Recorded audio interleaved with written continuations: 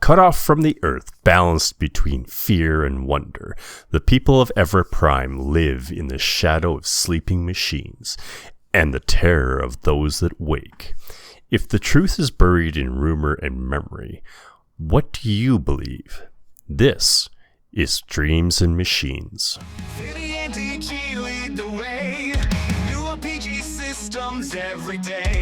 Dice roll, quick adventure calls. Walking through tabletops, golden halls. Masters of pen and paper, RPGs of every flavor. Talking about different creators. The choice of games is never greater. Come with us to games they run through. New, old, and interesting. Welcome in episode 41, Masters of Pen and Paper. How are you doing? My name is DG. I'm your co-host, and this is my main man, Finny. How's it going, everyone? Let's go. Another episode ready to go for you. We've got a good one here. This one is super interesting. As soon as you showed me the book, just from the image on the front page, I was like, all right. You got me. This Let's one. go. I'm interested in this one. Yeah. I like the look of this one. Dreams and Machines, and this one is kind of like a I don't know, post-apocalyptic technology, cyberpunky Horizon kind of situation. Very cool. It's kind of its own thing. It's its own thing. Yeah, it's hard to draw a line to anything, but like if you're into like was it called technomancy or whatever? Yeah, like the concept of like technology, machines, and magic kind of thing. This one's right up your alley, and I got to tell you, man, this was not only is the game cool, but this was just a fun read. Like it was honestly just like solid. The story is just solid throughout. The lore in this one is phenomenal. Yeah, and it's great. We're talking awesome. Like a 200-ish page book where like 65 pages or something like that are dedicated to the setting, the lore, the history, like just giving you the information of what's going on in the world kind of thing. Exactly. Yeah, it's crazy. Yeah, I love it. Anyways, back to stop fangirling, DG. Here. Stop fangirling about it. Let's get into talking about Chris Birch, the guy who made this. Yeah, Dreams and Machines was made by one Chris Birch. Now, if that name is not familiar to you, it soon will be. He is not only the creator of this game, but also the founder and chief creative officer of Modiphius Entertainment. Modiphius. Now, that is probably not a name that you've heard on this podcast before because we haven't done a lot of Modiphius games yet. But let me tell you what, there are a fair few coming down the tube here because, hey, they're cool. Quite a few games use this system, right? Yeah, they do. So it's always fun when we get to talk about a brand new game system. This one's incredibly unique because it takes a few, I won't spoil it just yet, but it takes a few of the systems and smashes them together to be its own thing. It's a hot mess of everything. But it plays works, so though. nicely. So yeah, it is very cool. And not only that, but Modiphius is just a fun name to say. I gotta tell you. So yeah, I like it. The Modiphius system, very cool. Chris was a young lad when he fell in love with TTRPGs, beginning with the gateway game, D&D, as we all did. Around 2008, he co-created a game called Star Blazer Adventures, which was published by Crucible 7. I believe we have talked about Crucible 7 on here before. If not, I'm sorry. We'll have some coming down the pipe. I think we've mentioned it. It would have been more offhand than direct, though. That's what I'm thinking. But yeah, this is another one that's we've got games coming at you. We got games, Crucible guys. 7. So guys, we got games. We got games. For all of these Finney's places. got a collection is a like an understatement. Like Finney's got a vault Like he It's just kicks becoming over. more of a museum. Like, yeah. I was gonna say. I thought you were gonna say it's becoming more of a problem, but maybe we're already there. Every time Finney buys a new game, Mrs. Finney's like, you have a lot already. He's like, yeah, but I didn't have this one.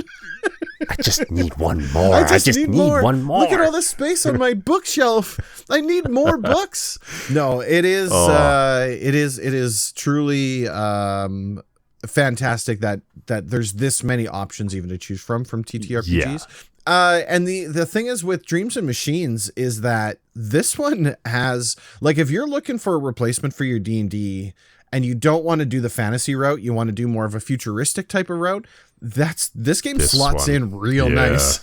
Yeah, it's looking real good. This one slots in real nice for that kind of full scale campaign level big time game. Yeah.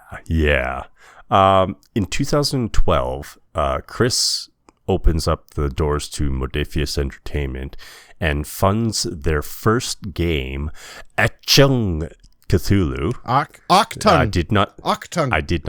Achtung. I want to say that's like German for like sneeze. Probably. Like you would say like in Gesundheit. I believe it's either that or stop. I'm gonna frantically look it up. That is the noise I make when I sneeze. So I was wrong completely. Achtung means danger in English. There we go. That is the translation. It is German though, so I feel like I should get a point for recognizing that it's German. But it's like a danger, watch out, attention. There we go. Something like that. I knew that because I've seen it. Like you would see it on like signs. Right? Yeah. Cautioning you. That makes sense. So anyway, I am not very well traveled, so I don't get these kind of things. So yeah, the translation would be like warning Cthulhu or watch out Cthulhu. Yeah. So anyway. Anyways, that was funded through Kickstarter. And that was basically the debut of Modiphius there. Now, in 2023, not too long ago at the date of recording here. A couple years. Dreams and Machines debuts at Gen Con and was released later that year. Now, we do have to mention one other person in here, and that is Nathan Dowdell. Okay. He is the creator of the system that we are working with here. He is the guy that made the system. The Modiphius system belongs to one Nathan Dowdell. That's right. Now, he is a employee at Modiphius as far as I know. But yeah, I'm 99% sure that all of their in-house games run on this system. And that makes sense. I haven't dug through all of their games yet, but I'm pretty sure that's how it is. Yeah, it would make sense because this is their signature system, right? Like, it would make sense that the other honestly, it works pretty good for all this stuff. It sounds incredibly complicated, but once you see it in action and once you actually start running through it, it's amazing how things mesh and how the system comes together. Because it's simplistic but complicated at the same time. It's kind of cool. Yeah. And this system lends itself to story forward stuff as we do, right? Now, Modiphius Entertainment, their IPs are such as Fallout, the RPG, Dishonored, the RPG, Star Trek Adventures RPG. You know, they have different IPs that they get to make games for. So this kind of system works pretty well for adapting video games to TTRPGs, right? The setting for this one is in the far distant future on a planet called Evera Prime. It's a colony world that was lost communication with Earth. Once left to their own devices, the denizens created their crowning achievement, an AI called the Builder that controlled everything. Everything was given to the people. They didn't have to want for anything. They had the Star Trek the replicators, everything. They were just like, make me a building, and it was like tick, tick, tick, tick, tick, tick, tick, and it built it. Yep. Exactly. They had wireless internet, like 5 gig internet, wireless all over the planet. It was cool. Yep. Now, as AIs do in dystopian literature, it goes bad and starts trying to lay waste to the population. So they had to shut that down and have a war over it. Of course, as one does. As one does, yeah. Now, that's all like 1,000 years ago. Mm-hmm. Now, you're just a survivor making your way in this hellscape. Yeah. dotted with massive hulking machinations off in the distance that are like covered in moss and vines. For sure. But every now and then they like creak to life. One might come back. Yeah, and I start laying waste to the nearest major population. Exactly. Right? Yeah, I think there was a 200-year gap between the war on the machines and maybe that's and what it was, yes. and then where we're at as civilization now, right? Yeah. And so like the timeline. It was 1,000 years ago that they lost communication with Earth. Yeah. That's so basically what happens is they build this stuff, they figure out faster than light travel, they create these kind of these pathways, I forget what they call them, but basically it's like like if you know Mass Effect, they're basically like the relays. They create this thing where they can go to a spot and it'll jump them forward kind of thing. And so they create them out, they go and they explore the galaxy and they populate all these spaces. I'm just going to take them, like, the history in this book is huge, right? I mentioned like there's 60 pages here of like timelines, events, factions, key moments. So obviously there's stuff that you want to put in your games here, but it was also just a really fun read. And like, I gotta say, I was blown away. There's a timeline that's on page, I think it's 29, and that sounds right. it's crazy. It wasn't 29, it was 21. There's a timeline that starts on page 21. It literally goes from 2080 all the way until 2837. So 800 years, like you said, about 1,000 years. And all the events that take place. And so essentially they make these relays, they find this world, they populate it, and then they create the builder, and something happens and the relay shuts and they get cut off from Earth, and then all hell breaks loose basically on the planet. The AI builder goes nuts. All the machines start attacking and killing things, and the humans ultimately persevere, but basically now they're like in the rubble of their once prosperous world, right? And then there's factions that are like, these are the ones that are trying to preserve history, these are the ones that don't want to use technology at all, these are the ones that are trying to find a way back home. Very cool. It's just dripping with story, and it was a fun read. A lot of the times we go through these books and it's a bit of a push for me to get through a lot of the history, because we're not playing these on large scales or anything like that, right? We're running through a little bit, we're checking it out, making sure the systems function, etc. But like, this is one I was like, I would really like to do a full scale game of this, because the story is so good. I had to stop myself from reading that history and lore, because I was like, I'm going to be here all night watching this. I'm not going to actually do anything. This is one of those games where it's like they could probably make a video game out of this, or a board game, or something, because there's just so much here that it would be very easy to essentially create something as a spin-off. But anyway, I'm getting off track here. Just know there's loads. Like, if you're looking for a game that has story and history and the ability to like give you what you want to create stuff from, you're good. The first 60 pages, that's what they exist for. Yeah. One thing of note, this is not a down and out kind of story. It's not gloomy. No. Everybody's living their best The people life persevered. Here, right? They're happy. Yeah. Right? We're hopeful for the future. It's apocalyptic, quote unquote, but we're along the path kind of thing, right? Yeah, there's no doom and gloom sometimes here. a machine comes up and destroys a settlement or four, but that's right. Is what it is.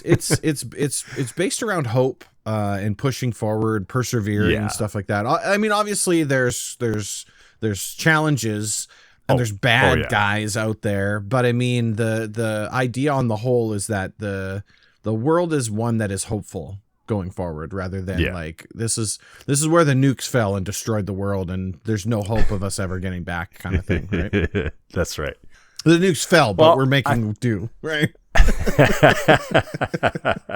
I think that's enough background here. Let's kick the tires. We're gonna jump into the details of the system, Finney, because we've been kind of hitting at it a little bit, but this game this is a very unique system, the Modiphius one.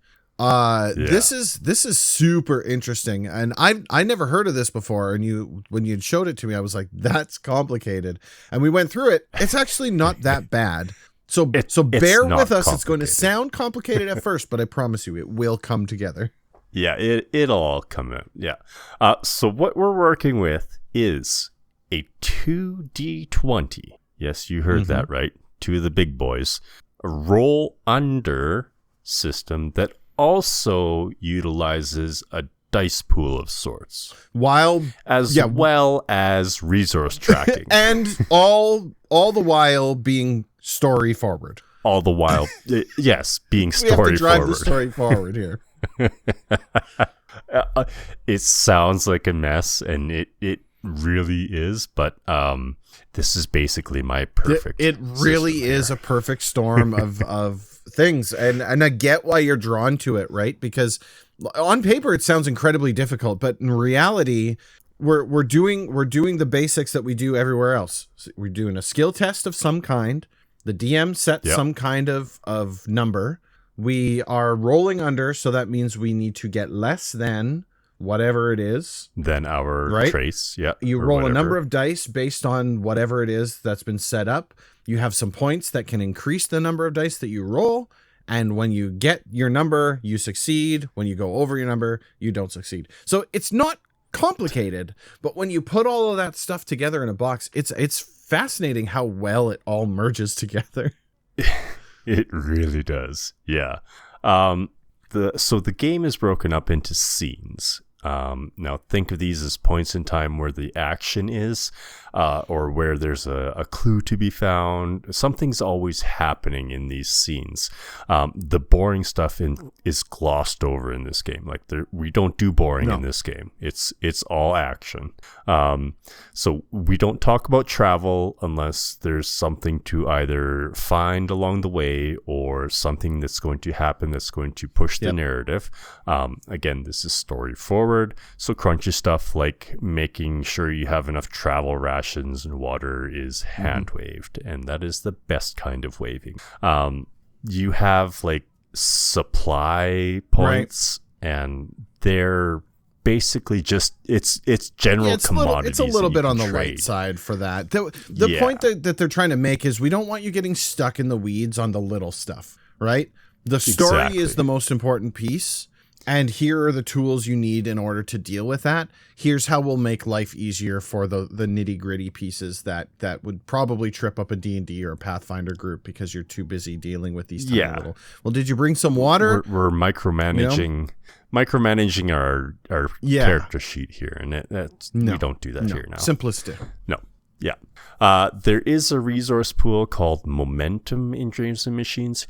It's something that you gain if you score more successes than you need to do during a skill test. Now, that's right. You heard that right. It is successes of skill test, because you roll your D20s.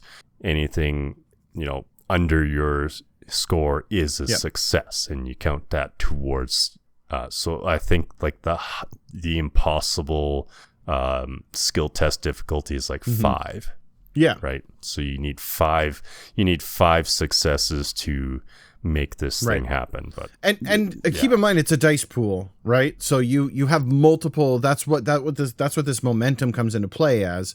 Is it? Let's say you need to make one success, but you roll 4 d20s and 3 of them succeed.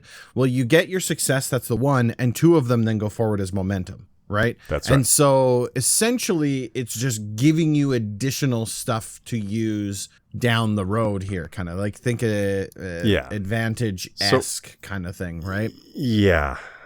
Momentum can be used for all sorts of things and is limited to only your imagination and the GM's permission. Now, that is a quote from the book, so that's how it is in there. Yeah. Certain things you can spend on your momentum on are like altering a scene or otherwise create some sort of advantage to yourself.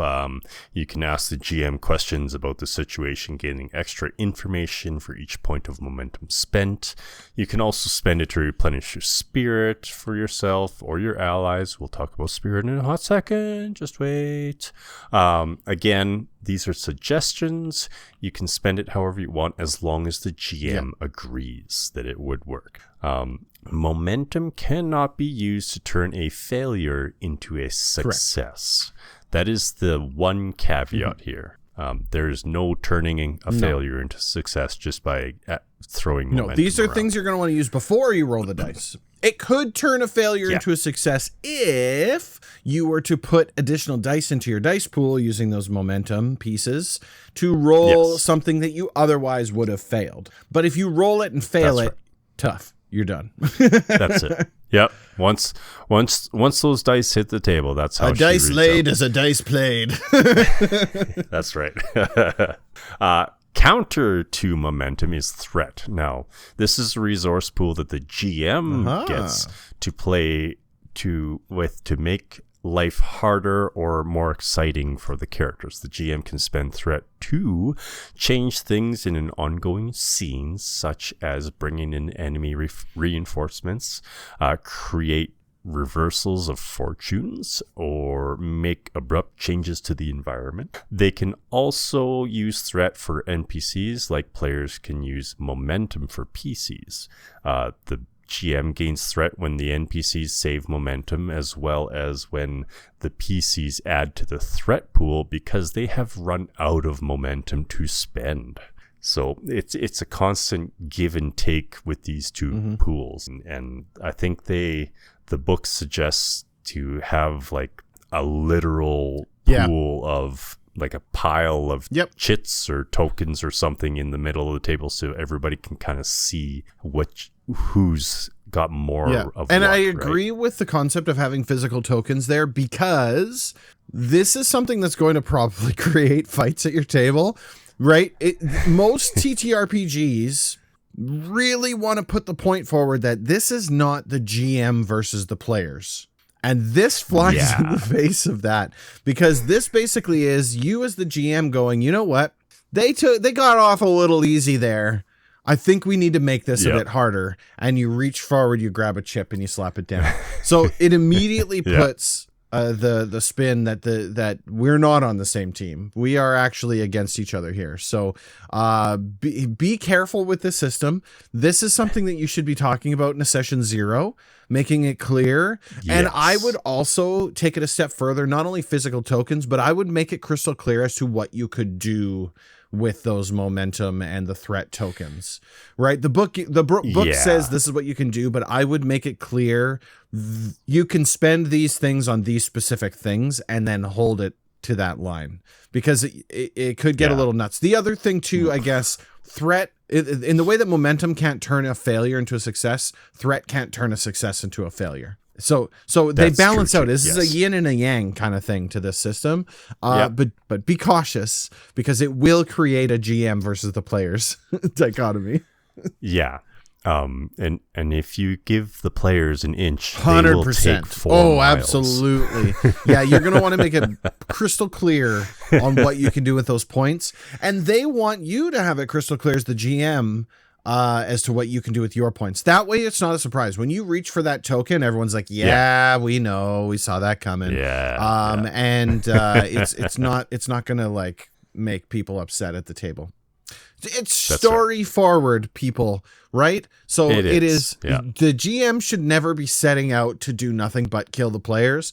But if you see an opportunity to turn up the heat in a story plot or a scene that's come up, I think that's fair game.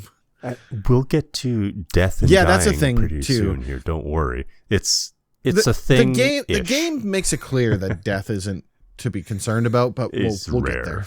Yeah. Actions in this game take many forms, but they're basically your standard stuff. You got the attack, done with a skill test contest, normally like a fight skill or something. The GM will set the difficulty and check is made. Easy, basic stuff, run your mill stuff. There's avoid danger or confront problem. You have a choice when facing impending danger, either face it head on or attempt to avoid it. Either way, you need to explain how you're going to go around doing it, and it's likely going to end up with a skill check because that's what otherwise the game it'd be a is, story. Right? There's one called not divine that's truth. Something that's else. A whole different thing. Define truth. A common way to resolve many of the actions is to define a truth. This action is an attempt to change some fact about the current situation, or in other words, creating a new truth, removing a truth, or changing a truth. Again, skill tests with the GM having set a challenge, all etc., etc. Now, truths are facts about a scene or an item or all sorts of stuff. They are solid, concrete facts. Like it's pouring rain, or there are high winds, or slippery terrain, smoke obscuring vision. These are situational truths. There are also equipment truths, personal truths, and location truths that they basically set the scene. Think of something that basically we have a story plot point, and this is something that's now part of the story, right? Yeah. And of course, like any TTRPG worth its salt, there's going to eventually be times where your luck runs out and you miss that roll, resulting in an injury, a defeat, or worst of all, death. Well, I mean, it's the worst thing for a player. No, but it doesn't. It feels like sometimes other things could be worse. Yeah, a lot worse. So injury is a specific type of truth representing how you've been hurt. These will affect your skill tests and potentially block you out of some skills completely until you get healed. You can avoid injury by spending a number of spirit equal to the damage rating of the attack, which would fully negate it. And if the character is wearing armor or protective clothing, you'll reduce the amount of spirit needed by the protection rating of the armor to a minimum of 1. Now, that was a lot of words. What it means is armor obviously absorbs damage, so you would just negate that rest of that follow-through damage with your spirit. And that is another set of pool numbers, I guess. It's not actually defined what spirit is. It's a bit.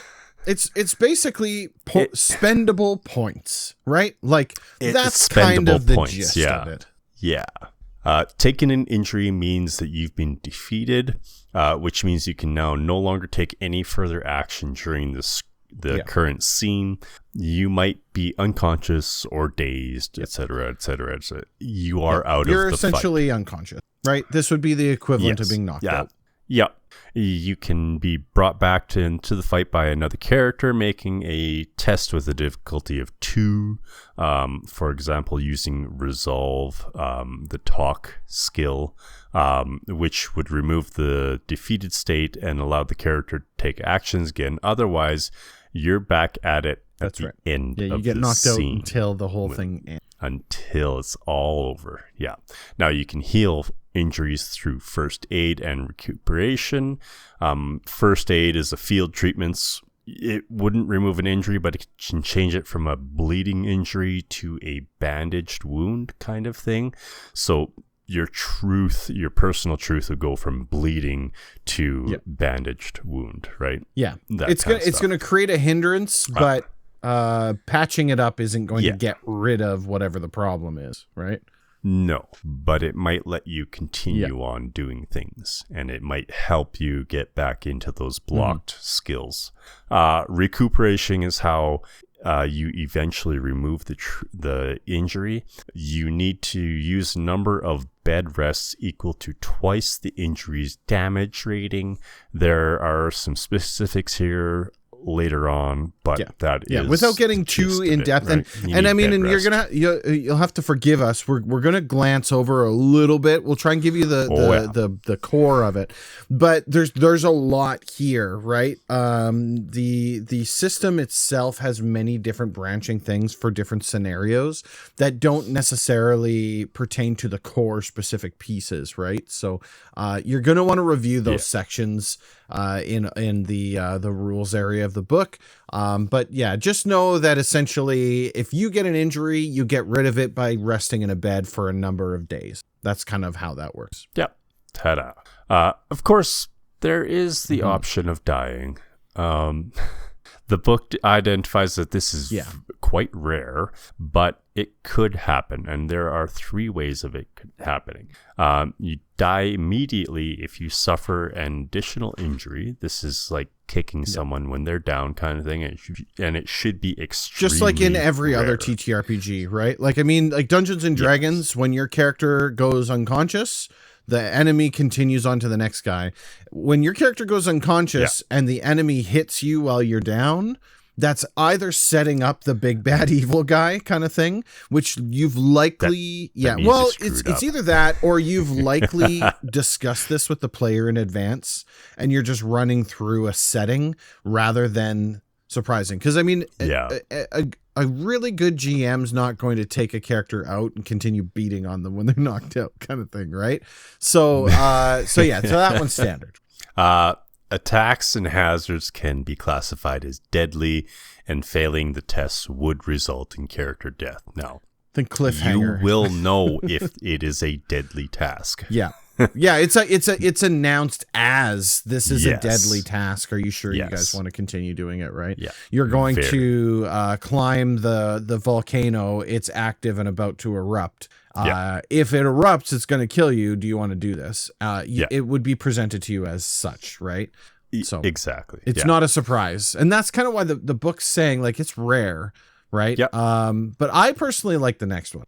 This one's my favorite. A character can declare that they're willing to die. Now, this would be like the Blaze of Glory kind of style thing where you're about to do something incredibly cinematic and epic for the story, and it would cost you your character.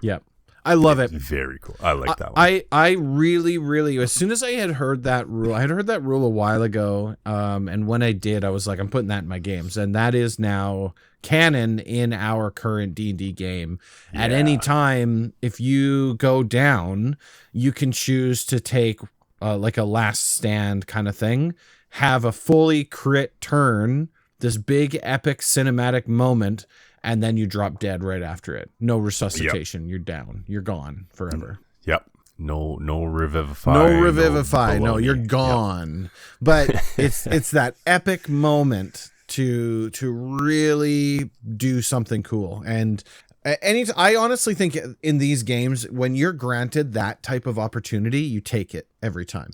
It's 100%. Just so good, right? A lot of people get really tied to their characters, so I understand it's not for everybody, but I'll happily throw my character away for that moment. No problem. I won't even think twice about it. I'm like, absolutely, I'm going. No problem. My characters tend to go before that even happens. I'm a big fan of the slot machine characters. When our last D&D campaign, I lost 4 characters. I think the next closest was one person lost their character, right? I went through 4, right? A lot of them were dumb things, but I pulled the arm on that slot machine regularly. Yeah, there you go. Speaking of characters, DG, why don't we talk about character creation? Time. Yeah, and this game's got a really cool character creation because it's honestly not that complicated, right? It's the same thing. I thought it was going to be. Yeah, but it's expansive, but really it's the same thing. We're picking a race, a class, we're picking some stuff, some skills, and we're putting numbers to a piece of paper, right? Yep. At the end of the day, that's kind of how it works out. Now, obviously, it's not race and skills. It's its own thing. We're going to just get into that here, but just know building this character is not as complicated as building a character in D&D. No, this is substantially easier. Yeah, 100%. Yeah. So our characters all have attributes. Now, those range from a rating of 6 to 16, and our attributes are might. Our strength and physical prowess. Mighty characters tend to be good at climbing, swimming, hand-to-hand combat, etc., etc. Next up, we have quickness. Our dexterity and agility. Quick characters tend to be good at running, jumping, sneaking, etc. After that, we have insight. Insight is our ability to understand new information and apply knowledge. Insightful characters tend to be clever, observant, and knowledgeable. Now, last up, we have resolve. Our ability to resist coercion, stay focused when scared or stressed. Resolute characters tend to come across as persuasive or compelling while remaining stalwart and determined. They keep a level head in stressful times. Now, those are our 4 attributes. Characters also have skills, and these are ranked from a 1 to a 6, and our skills are fight. That's pretty self-explanatory here. It's fighting things, punching things in the face. Yeah. Move. Again, it's moving. Simple. It would be like running, jumping, sprinting. Yeah, finding your climbing, even stuff like that. If you're moving something on your body, that counts. Yeah. We have operate, which is using, maintaining, and fixing tools and machines. We have sneak, again, sneaking, avoiding attention, yada, yada. Study and observational skill, as well as learning things through literal studying of books and computer data. Survive, how well you can stay alive in the wilderness, also helps with navigating in conjunction with move, using stars or landmarks, whatever. Also, it's for resisting poison and disease and how to treat injury. That is a solid skill. Oh yeah, that one would be super helpful. I mean, obviously, it depends on the type of game that you're playing, but if you're doing the expansive type campaign, that's going to come in handy. Exactly. Talk, lastly, is talking to people with a coercive or inspirational way. Also used to notice if you are trying to be, or if you're being manipulated or deceived in some way. And that's... Yeah, and it's important to keep in mind that, like, you use these skills in conjunction with the GM, right? Just because move would mean like walking, running, sprinting, maybe there's some type of scenario where you're like, you know what, I'm going to use my move skill to do this thing. And if the GM agrees, then you're using the move skill, right? It doesn't necessarily need to be whatever's written in this book. You're looking at scenarios and applying solutions based on these skills and your imagining. Yeah. We also get tech levels because we are cyber things. Cybernetics and all of that type of thing. Stuff like that. That's different technologies, because this is like a couple hundred years after the fall of all technology in this system. So we don't know how everything works right off the bat. This is the level of technology that your character understands and can safely operate. Now, like I said, this is a far distant future with a fall from tech. So we're kind of back to basics here, like clubs and spears. And I mean, there are guns and stuff. And there's, I mean, obviously, like, there is technology that's out there. Oh, there is technology out there. It's just It might be broken. It might be abandoned. It might be in a space where you shouldn't go because there's things that might hurt you. Yeah. So with that little spiel out of the way, let's crack on. Firstly, we need to choose our origin. This is our race. Each origin provides a standard set of benefits. They provide us a truth, our attributes, our skills, our tech level, spirit, modifier, as well as supply points and any special abilities linked to that origin. So there are 5 origins to choose from. The Everans, which are a well-rounded, but you do get to choose 2 attributes and increase those 2 attributes by 1. These are like these are the humans of the game. Yeah, they're all humans, but they're all like human. In D&D. This would be the human. They're the class that is, or sorry, they're the race that is the most prevalent kind of thing, right? The most basic, very basic, the even keeled, 100%. Like, so their stats all start at 6, and then you get 2 that you get to increase to 7. Exactly. Ooh. It's what it is. Next up, we have the Dreamer, which is got a high resolve. We got an Archivist, which has a high insight. A Spear, which has high might or quickness. This is your choice. These are kind of like the fighter peoples, but again, these are not classes. These are races. And we have a River, which is high quickness and insight.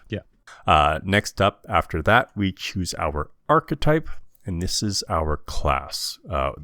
They provide a few items of equipment as well as some benefit adjustments, which are adjustments to your attributes and skills, as well as some goal and some more abilities as well. Now we have, first up is the Fixer.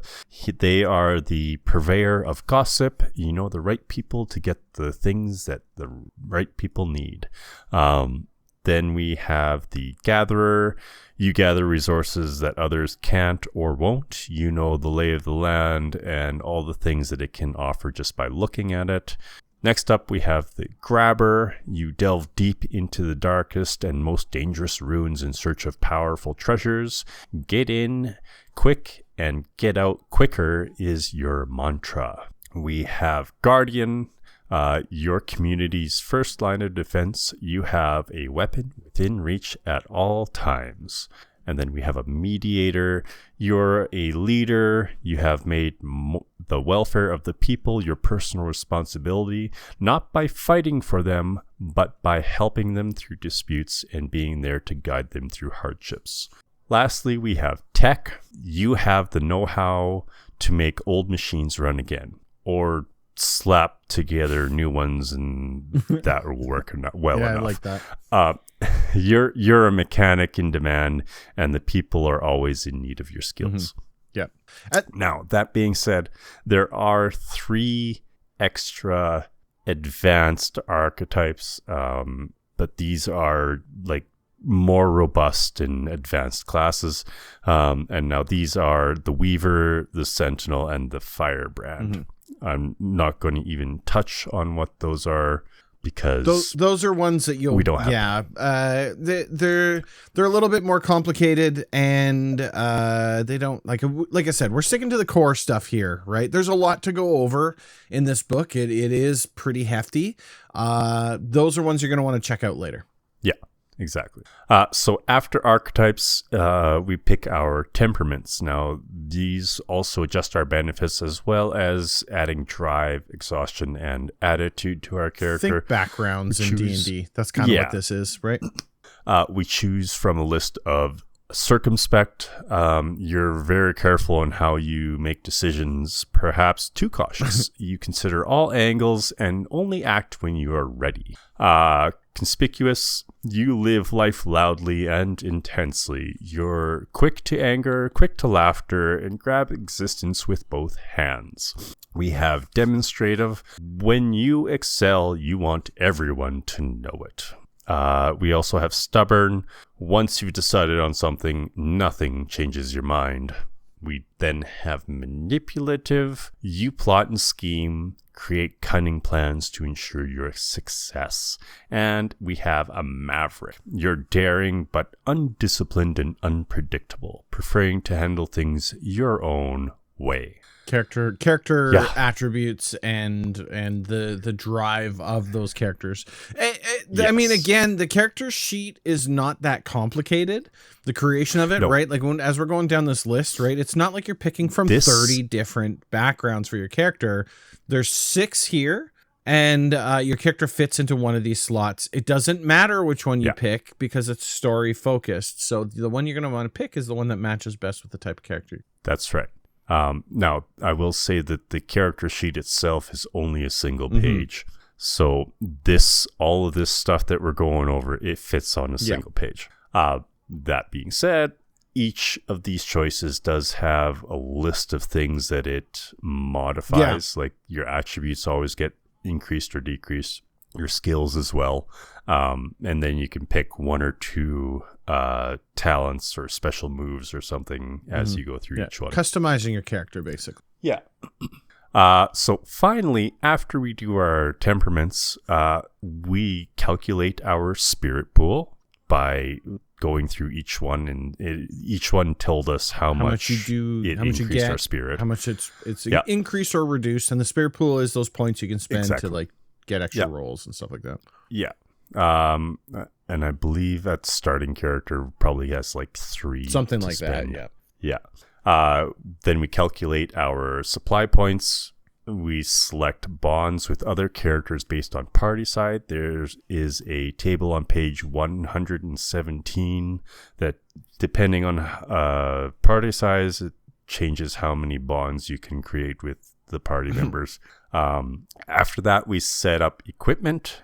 These are gained from Archetype, as well as each character starts with 2 coin. Coin is money. Makes sense. Straightforward. Makes sense. Yeah. And then we work out our goals. Now we have short-term ambitions, which are something that the character wants to happen soon within the current adventure. And we have long-term ambitions. And these are like the end game for the character. What are we striving to get Achieving accomplished? it will be a major turning point in their life and possibly make them stop adventuring. Yeah. And so that's the character creation component of things. Once you've got those pieces down, you've got your character created, you start playing the game. How do we increase from that point forward, right? Because the archetypes, the temperaments, they give you criterias that need to be met, right? So they'll say you need to be this type of character. If you're the healer type, you got to be doing this stuff, and that all provides growth, which is this game's version of experience, basically, right? How you increase yourself. And that's a pool of points that essentially increases 1 at a time to max out at 10. And then any growth after 10, it's lost, right? So you have this pool of 10, you need to have that. And you use those points to either raise your attributes, increase your skills, add bonds, maybe you add a second archetype. You can choose additional talents, things like that, right? And you can spend that growth freely during your downtime. You cannot be using this point structure while you're in the middle of combat, right? There's no increasing your attribute right before you need to make the test. So you're going to be choosing this during your downtime because it's part of the character building process, and it should be in line with what type of character it is that you're creating, essentially. That's right. I will specify that downtime is any period of rest lasting 2 or more days in a safe place. Because you can hang out in a dungeon for 2 days, but that's not safe. No, exactly. Yeah. Page 129 hits us with the equipment section. Now, this is a hunk of There's a lot there. Yeah. There's about 50 pages worth of equipment stuff in here. Now, that does cover armor, weapons, all sorts of other stuff, right? Now, it's mostly your standard stuff. Everything has a rarity and a tech level attached to it.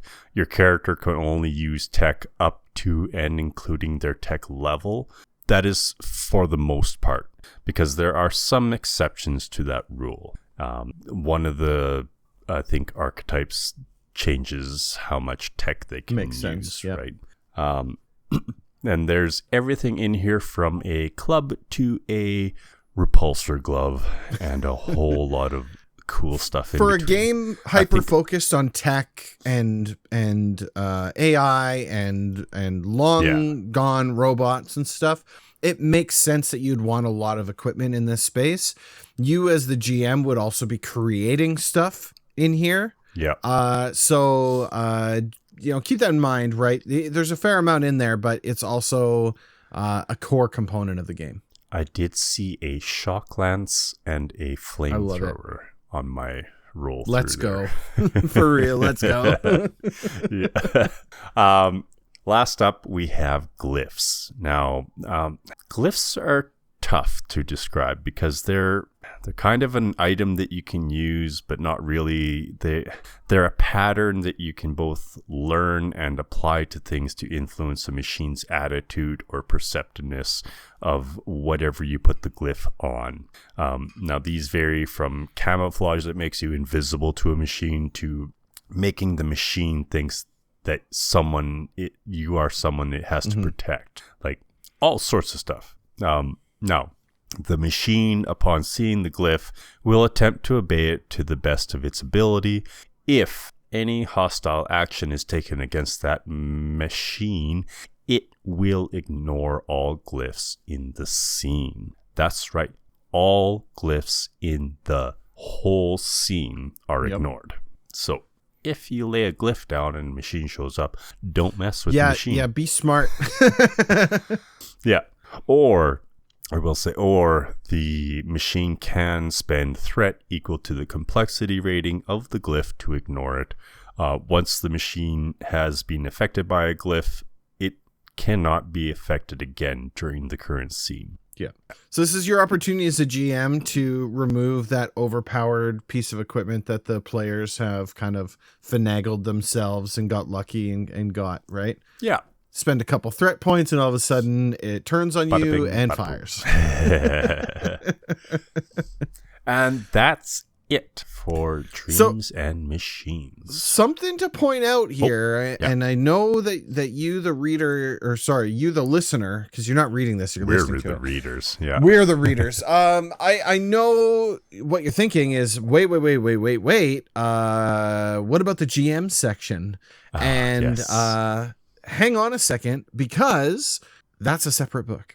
Yeah. We're going through the player's handbook. Yeah, we are going through the player's handbook, and it is my understanding that the GM's handbook is 50% made up of stuff that's already in the player's handbook and 50% of typical GM stuff, including now this would include like the bestiary, how the commodity trading rates and stuff like that. But for the most part, I think all of the important stuff is in here in the player's handbook. It's the monster stuff is in the GMs. The game is playable here. It is easier to play with both books. So do be aware that the player's handbook is not enough to just play everything. Like you're not ready to completely rock there because you'd be creating a bunch of stuff. But something to be aware of, I guess. Yeah. I mean, as far as it goes for this game, I gotta tell you, man, I really love the theme of this game. The history section on it, I know we mentioned a while ago, but like that dragged me in. That timeline on page 21, that's got to be one of the best things that I've read regarding story and setting in one of these games so far. It was so good. I can see why they put it at the start of the book. Absolutely. It does a phenomenal job of setting the stage and creating that imagery of how this game works and the world that you're playing in, right? Yeah. It was just so well written. It's fantastic. You need to check it out. Yeah. The art throughout the book is fantastic. I thought it was all really, really good. The book itself is incredibly well laid out, right? I had no problems reading through it. It went in a very awesome order, right? Linear, in setting the rules, setting the character, populating the character, giving you the items, like going through those steps was a breeze with this book here. And I mean, it just, the game system itself, the 2d20 dice pool roll under, it's such a unique thing that it's combined all of these game systems. I love that, right? And I just mentioned, but I don't love that the game's got a separate book for GM. We've been really spoiled in that the games that we've been covering for the most part up to this point have been in a single book. Yeah. And while this one does have a GM section, it's going to be tough to run this game in a long format without the GM book. So you're not just buying one book, you're actually buying two, right? It would have been nice to have combined that, right? Because I mean, I'm sure, we're sitting at like 220-ish pages here. What's another 100? What's another 100 pages, right? I would have just, and even if you increase the price by $10 or something like that, I would have liked to have seen that personally. I get it. I understand that there's a place for two books, but I would have liked to have seen it combined. It's a minor gripe, but the thing is when I look at these games, I look at how likely is it that I could turn my D&D table over to this game. Yeah. And if I tell these guys, hey, you all need to buy a player's handbook and we need to buy a GM book, it's going to be a lot harder than me grabbing a game that just has it all in one. So when you're in this, and we've mentioned this before on the podcast, D&D takes up the lion's share of tabletop RPG, right? Always. If out of TTRPG, let's say it takes 50% right off the hop. It's then you've Nintendo got, of TTRPGs. It's the Nintendo, right? Like, and then you've got games like Pathfinder and Traveler and these large games, Vampire the Masquerade, like these games that have been around for a very long time. They have a large following. Let's say that takes up another 25%. All the rest of these games are fighting for that remaining 25%. Yep. And so anything that you can have that's going to put you above another game, I think is crucial. I think that's a bit of a misstep here, but I got to tell you, man, the theming and the way that this game plays, it would be, I mentioned to you before we started recording the podcast, as I could really see us running this game. This one would be a lot of fun to do. Yeah. Anyway, what about you, Finn? What did you think? I really like this one. This is like the one designed for you, basically. Yeah. The lore, the setting are phenomenal. The system is simple and unique, but it has certain complexities that take it beyond just rolling 2d20 and going with it, right? Yep. The artwork throughout the book is beautiful. It's like a slightly out of focus paintings, and they're just gorgeous. Mm-hmm. Breaking the game up into a player's guide and a GM's guide is rough. Yeah. Especially with each one costing about $75 Canadian. Yeah. That being said, you do have to be decently sure that you're going to be running this long term to go ahead and pick it up. Yeah, this isn't a one-shot type of situation. There are quick start rules out there for free so that you can try it out and see if it's something that you will like. That makes sense. We'll put a link to that in the description here. Mm-hmm. But all in all, I'm 100% keeping this on the back burner and ready to pull it forward whenever we need it, because hot dang, that'll be fun. Yeah, this one's got, it's oozing with personality. I really dig it. Well, I mean, that's going to be it for Dreams and Machines, Finney. So I mean that leaves one thing left for us to do, and that's to take ourselves over into the post-pod. Post-pod.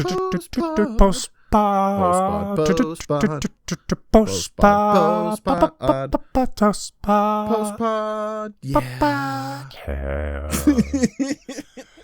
Finny, I put the post-pod question in the old podcast notes here. I didn't even look at it. I'm glad, because the question of this episode is, what D&D class do you think I would be great? Oh, sorry. What D&D class do I think, as from your perspective? Let me try this again. What D&D class do you think I'd be great at, but never actually played? Or, because we've played a lot, maybe not played as often. A way to do it differently. I think you would have a lot of fun with a bard. Yeah, I agree. I really do think you would. I've been waiting for the right opportunity to throw the bard down. Right?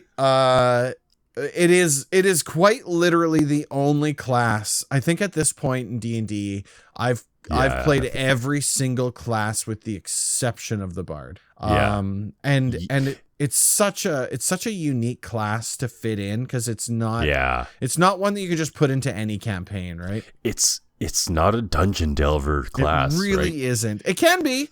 It can be, but there's just better choices, and I always tend to go for the other ones. But I think you're right. I would have a lot of fun doing it and like hamming it up a little bit.